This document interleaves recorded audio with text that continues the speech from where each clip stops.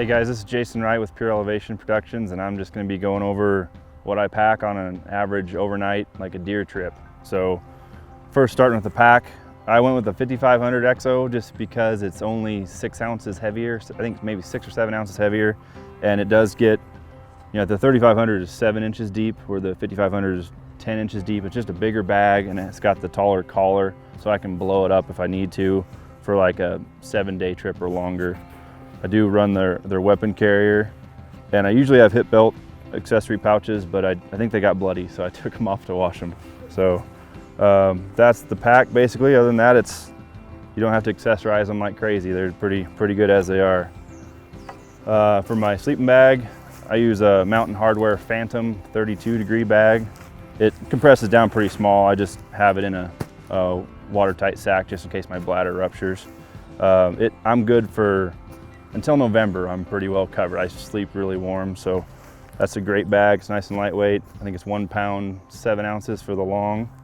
For the sleeping pad, I do the Thermarest Neo Air X-Lite XL. It's their biggest one. It's 25 wide and 77 long, weighs 17 ounces. For the tent, this is a company out of California called Tarp Tent. This is the Moment DW, I believe. It's not a freestanding tent. It has like a center pole similar to like a Hilleberg Enan. But what I like about it is it's got a nice generous sleeping area and vestibules on each side of you. So you can kind of adjust. If you're on a hillside, you can slide your body where you're sleeping way over and have a giant vestibule on one side. So it's a great tent. It weighs just over 2 pounds, but it is really cold. So if I'm going on a late season hunt, when I say late season, I'm talking like October, it'll start to get super cold. And in that case, I just use the old standby Big Agnes SL1. It's a super warm tent, kind of small and cramped, but it works. My little sissy pad, it's a Thermarest product. I'm not sure what it's called, but I never leave home without this thing. It's awesome just for warmth to sit down on, or you get out of your tent, you can stand on it, keep your feet dry. It's awesome.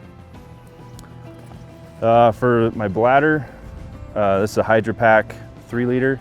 It has a baffle in the middle. It kind of keeps it nice and tight. So when it's baffled, it's down to like 2.8, but it's nice and lightweight.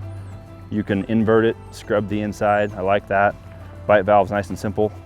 It's a good bladder. Water filter, Sawyer squeeze filter. The Sawyer bags I don't use. I just use these Platypus. They weigh 1 ounce a piece. They're 2.5 liters. I usually take 2 just because they're so lightweight, and if you're mule deer hunting, you can mule a lot of water up to the top of the hill. For food, I basically just do Mountain House. There's a few other options, but it's just tried and true. This is an average feed bag for me.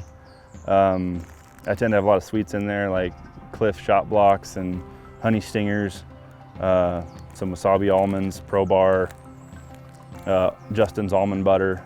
Usually 2 of those. You can't go wrong with those. This weighs right at a pound. Might have been 15 ounces and change, and it's around 3,000 calories. This is kind of my essentials bag. It's got wet wipes, individually wrapped, TP, Adventure Medical Kit, the .3 one. It's the lightest one they make. A little pill accessories, some Advil PM, everything you need. I do a lighter wrapped in tenacious tape, so you can tape up your heel or tape up whatever you need to tape up. And also Luco tape for the same kind of purpose, for taping up. It's like a sports wrap that's indestructible. And it's wrapped around a bottle with Vaseline soaked cotton balls for fire starter. Smoke in a bottle and a spoon. That's about it. The kill kit, this is Lawson glow wire, 2.5 millimeter. This little 20-foot chunk weighs 0.8 ounces. Havalon Piranha, even though they're nice and intimidating, I love it. Can't be beat. 2 caribou game bags, or 2 medium-sized caribou game bags and 1 smaller one for deer. And that whole kit weighs 12 ounces. Jetboil titanium. you can't go wrong with the stove. As long as you don't boil snow, you're fine. On to optics, just the Vortex Razor 10x42. If you're on a budget, these are pretty solid for the money. I may upgrade to Swaros in the future, but for these 1,200 bucks, I believe, they're pretty tough to beat. They're lightweight, bright, crisp, just pretty solid all around binocular. And they're pretty tough because you can see they're kind of beat up. I kind of beat them up a little bit. So I do use this adapter. It's a Field Optics Research binocular tripod adapter. I want to say it's just a couple ounces.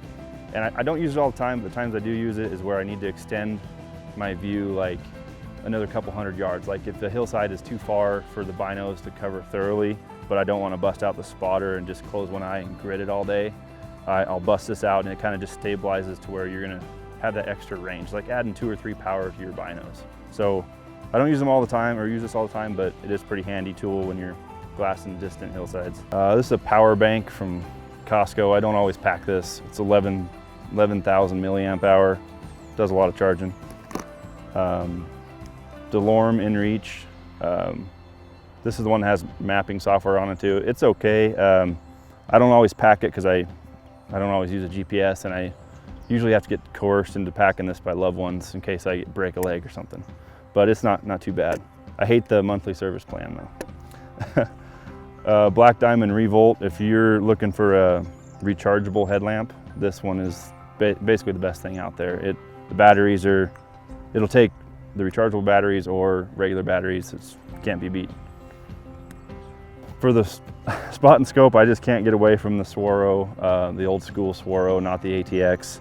It's 48 ounces with the plate. I got the wide angle eyepiece, 25 to 50. I just love the wide field of view. It's fantastic. I'd sooner leave home with my binos than with this.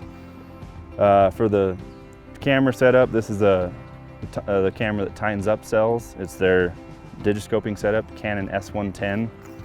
And this is their little adapter, pops right on. Does a pretty good job, shoots in RAW. It's not DSLR quality, but it's pretty damn good for a spot and scope setup, digiscoping setup.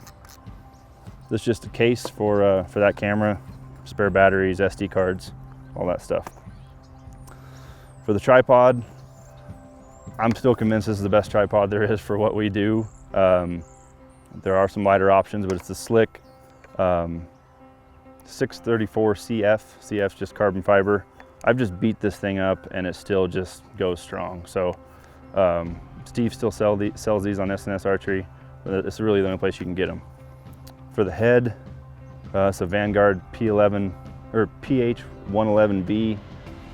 This head is just okay, honestly. It's lightweight, it does a decent job, but it gets kind of sticky sometimes. I might upgrade to either Outdoorsman mini or micro pan head or one of the new Leica heads just to improve this a little bit. But for hunting and spotting with your scope, it's pretty good. If it just comes to filming, it struggles a little bit. So rangefinders, I had the Leica for a while, but it didn't do the angle compensation. So this is Leopold RX 1000. It does the TBR, whatever they want to call it, angle compensation. Pretty good optics, 6 power. It's a good rangefinder.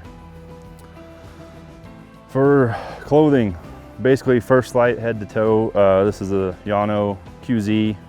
It's just my base layer. On top of that, I'll do the Chama hoodie. Chama hoodie, if there's one layer you could have, this thing's awesome. I sleep in it, keeps my head warm at night. If you forget a beanie, the hood's awesome. Can't say enough good things about that. For pants, I either do the Corget guide pants in a large, I think, or a Piranha stretch Zion pant, I think is what they're called. And then the unpronounceable First Light hoodie. This thing is great for just all seasons. I really, those 3 layers get me covered across the board. Unless it's the dead of winter, those 3 layers, I'm good to go. And then of course it packs up into its own zipper and you can use it for a pillow at night. So that's awesome. And then I'm not sure why, I rarely ever pack a rain jacket, but if I do, this is the Storm Tight First Light rain jacket.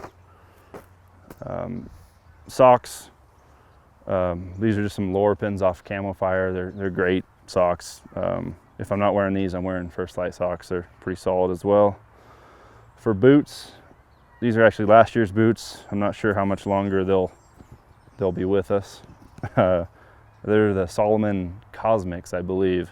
They don't make them anymore. I had to get them from freaking Europe, but they're basically a lighter weight version of the Quest 4D, I believe. All right, so I got everything loaded up in here. It's basically everything I need for an overnight trip. Enough food for one day. There's no water in here though, but everything else. So let's see what it weighs.